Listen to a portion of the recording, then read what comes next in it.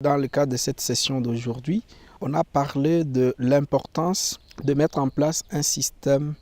transparent et participatif qui essaie de démontrer le niveau de rétribution des retombées financières s'il y en aura dans le cadre de la RED+,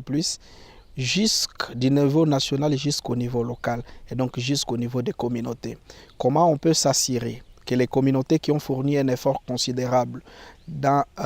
l'atteinte des objectifs RED, donc dans la réalisation de la réduction du niveau de la déforestation et donc la séquestration de carbone, comment ces communautés-là seront rétribuées, comment elles vont bénéficier de ces retombées financières. Et donc chaque pays était en train de présenter son expérience par rapport à cela, qu'est-ce qui a été fait au niveau national, comment cette question a été abordée. Et évidemment, ce n'est pas une question facile parce qu'on parlait d'argent.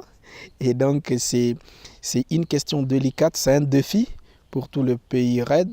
Et dans le cadre, par exemple, de la République démocratique du Congo, mon pays,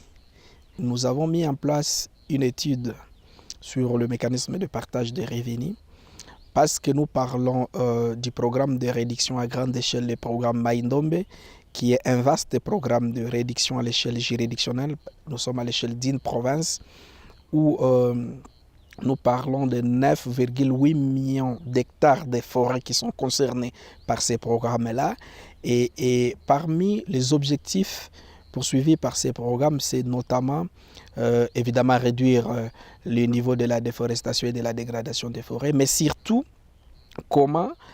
les activités ou les retombées financières du programme peuvent contribuer à l'amélioration du niveau de vie des populations qui vivent dans cette partie du pays que la province de Maindombe. Et donc pour cela, il y a une étude qui a été réalisée avec une clé de répartition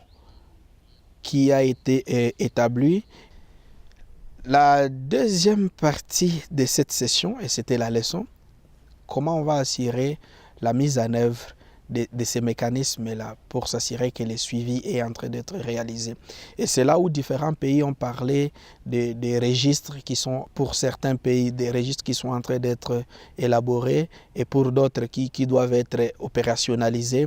Et c'est des outils, en fait, des plateformes en ligne sur Internet où on va poster toutes ces informations liées, par exemple, au nombre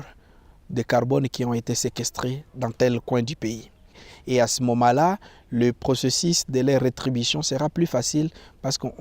sera à mesure de suivre que tel crédit de carbone a été effectivement vendu et ça a ramené par exemple X montant et comment les communautés qui participent à la réduction de ces émissions-là peuvent se retrouver.